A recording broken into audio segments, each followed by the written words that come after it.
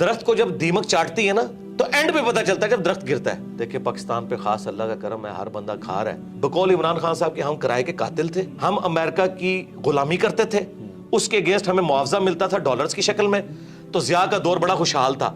حالانکہ کوئی ترقی نہیں ہوئی اس دور کے اندر. پاکستان میں پاورٹی سرکل سے باہر نکلنے کا واحد ذریعہ اب تعلیم رہ گئی ہے. اس کا جیک لگتا ہے نا, یورپ امریکہ میں چلا جائے اعلیٰ تعلیم کے لیے, وہاں سے ریمیٹنس اس ملک کو بھیجے. اس ملک میں اب عام بچوں کے لیے کوئی نوکریاں نہیں ہیں. یقین کریں پی ایچ ڈی بچے اور بچیاں 30-40 ہزار کی نوکریاں کر رہی ہیں. باقی آپ گورنمنٹ سے, اسٹیبلشمنٹ سے, پولیٹیشین سے کوئی امید نہ رکھیں. اچھا سر, ابھی ذکر کیا چونکہ آپ نے واصف صاحب کا, تو ایک ان کا جملہ ہم سنتے ہیں کہ پاکستان نور ہے اور نور کو زوال نہیں ہے. اب لیکن میں فلسفیکلی آپ سے پوچھنا چاہ رہا ہوں کہ قوموں کا رائز اینڈ فال ہوتا ہے. تو میں تو ایز اے 40 سال میری عمر ہے, میں نے بھی دیکھا ہے, ہم نے تو اس سماج پہ رائز دیکھا نہیں ہے. تو ہمیں تو لگتا ہے اب یہ ڈکلائن ہی ہے, یہ تو واحد قوم ہو گئی جس پہ رائز آیا نہیں اور فال پہلے آ گئی. جی دیکھیں یہ سارے جذباتی جملے ہیں, ہم اس میں بلیو نہیں کرتے. یہ لوگوں کی جذباتی خواہشات ہیں. ہم بچپن سے سن رہے تھے, دیکھیں پاکستان پہ خاص اللہ کا کرم ہے, ہر بندہ کھا رہا ہے اور پاکستان ختم نہیں ہو رہا. چل رہا ہے, حالانکہ ختم ہو رہا تھا میرے بھائی. وہ آخری وقت میں پتہ چلتا ہے کہ 4 سٹیج کینسر آیا ہوا ہے. درخت کو جب دیمک چاٹتی ہے نا تو اینڈ پہ پتہ چلتا ہے جب درخت گرتا ہے.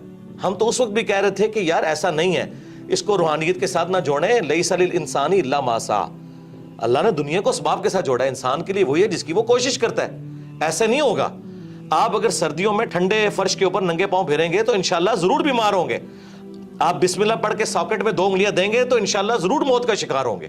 یہ کون سا آپ نے دین بنایا ہوا ہے کہ جی وہ جی اللہ تعالیٰ کا خاص کرم ہے. اللہ تعالیٰ نے تو, اللہ کا تو کوئی رشتہ دار نہیں ہے. سیدھی سی بات ہے. جب خلافت راشدہ ختم ہو گئی 30 سال کے بعد, ٹھیک ہے, بنو امیہ ختم ہوگی, بنو عباس ختم ہوگی, سلطنت عثمانیہ ختم ہوگی, رومنز, پرشینز, اور سب سے بڑی گریٹ بریٹن جن کی حکومت میں سورج ہی غروب نہیں ہوتا تھا, وہ ختم ہو گیا. تو یہ بات بالکل جذباتی جملے. یہ جو پاکستان چل رہا تھا نا ابھی, وہ چل رہا نہ تو دعاؤں کی وجہ سے چل رہا تھا اور نہ یہ تھا کہ وہ ترقی کر رہا ہے. ہوتا یہ تھا بقول عمران خان صاحب کے ہم کرائے کے قاتل تھے, ہم امریکہ کی غلامی کرتے تھے, اس کے اگینسٹ ہمیں معاوضہ ملتا تھا ڈالرز کی شکل میں, تو ضیاء کا دور بڑا خوشحال تھا. حالانکہ کوئی ترقی نہیں ہوئی اس دور کے اندر. ہمیں باہر سے مل رہا تھا, بلکہ ہمیں یہ بیساکھیاں لگائی گئی ہیں. مشرف کے دور میں کہتے ہیں جی دیکھیں جی 10 سال تک 60 پہ رہا ڈالر. وہ اس لیے نہیں رہا کہ مشرف نے کوئی یہاں فیکٹریاں لگا دی ہیں, یہ کچھ کنٹریبیوٹ کیا اس نیشن کو. جی ڈالر, آج بھی سرکار ڈالر آ جائیں تو دیکھیں ملک دوبارہ خوشحال ہو جائے گا. لیکن میں یہ کہتا ہوں اللہ نہ کرے کہ اب اس طرح کے ڈالرز آئیں. ہمیں ایک بار اس بستی میں گریں گے پھر اٹھیں گے اگر اٹھنا چاہیں گے, نہیں تو ضروری نہیں ہے. سارے بچے جوانی کی عمر کو پہنچ کے یا بڑھاپے کو نہیں فوت ہوتے, بعض بچپن میں بھی فوت ہو جاتے ہیں. یہ جذباتی باتیں ہیں کہ رائز ہم نے دیکھا نہیں ہے. تو کیا سارے بچے رائز تک پہنچتے ہیں؟ ہماری دعا ہے کہ اچھائی ہو. جرمنی دیکھیں تباہ ہو گیا تھا ورلڈ وار 2 کے اندر, تو آج دنیا میں جرمنی اور جاپان کے مقابلے میں کوئی ملک ہے مجھے بتائیں؟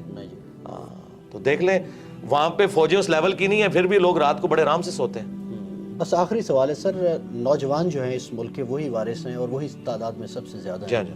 بس ان کو ذرا مخاطب کر کے, سیاست, معیشت, معاشرت سب تباہ ہے, تو ہمارا مخاطب تو وہی ہے, وہی کچھ کر سکتے ہیں. جی نوجوانوں کو میں یہ ریکویسٹ کروں گا کہ آپ لوگ جو ہے نا اپنی تعلیم کے اوپر توجہ دیں. پاکستان میں پاورٹی سرکل سے باہر نکلنے کا واحد ذریعہ اب تعلیم رہ گئی ہے. جس کا جیک لگتا ہے نا, یورپ امریکہ میں چلا جائے اعلیٰ تعلیم کے لیے, وہاں سے ریمیٹنس اس ملک کو بھیجے. اس ملک میں اب عام بچوں کے لیے کوئی نوکریاں نہیں ہیں. یقین کریں پی ایچ ڈی بچے اور بچیاں 30-40 ہزار کی نوکریاں کر رہی ہیں ڈیٹا انٹری آپریٹر کے طور پہ. اور اتنا دکھ ہوتا ہے جس کے پاس ریسورسز ہیں, جسے اسکالرشپ ملتا ہے, ملک سے نکلے اور یہاں پہ ریمیٹنس بھیجیں. میں یہ نہیں کہہ رہا کہ آپ ملک ہی چھوڑ دیں, یہاں پہ اپنے ریمیٹنس بھیجیں, اس ملک کی ترقی میں آپ کردار ادا کریں. اور یہ کوئی عیب والی بات نہیں ہے. اس وقت بھی آلموسٹ 1 کروڑ کے قریب پاکستانی باہر کے ملک میں بیٹھا ہوا ہے. اور اپنی تعلیم کے اوپر توجہ دیں. اور اگر کسی کے والدین کا کوئی کاروبار ہے تو تعلیم کے ساتھ اس کاروبار میں بیٹھنے میں کوئی آر محسوس نہ کریں. یقین کریں کتنے ان پڑھ لوگ ہیں جنہوں نے ہزاروں پڑھے لکھے نوجوانوں کو جابز دی ہوئی ہیں. آپ اپنے سرکمسٹانسز کو دیکھ کے نا جو بیسٹ پرفارم کر سکتے ہیں کریں, محنت سے جی نہ چرائیں. اور آپ جتنی اپنی ایفرٹ پٹ کر سکتے ہیں نا اپنا مستقبل بنانے کے لیے وہ کوشش کریں. باقی آپ گورنمنٹ سے, اسٹیبلشمنٹ سے, پولیٹیشین سے کوئی امید نہ رکھیں. بالکل کوئی دور دور تک حالات و واقعات یہاں نظر نہیں آ رہے ہیں. جس کا کوئی جیک لگتا ہے بھائی یہاں سے نکلیں اور یہاں آپ पैसा भेजें। मैं निकलना वो वाला नहीं कह रहा जी इनको छोड़ दें सरने के लिए, ये मैं नहीं कह रहा।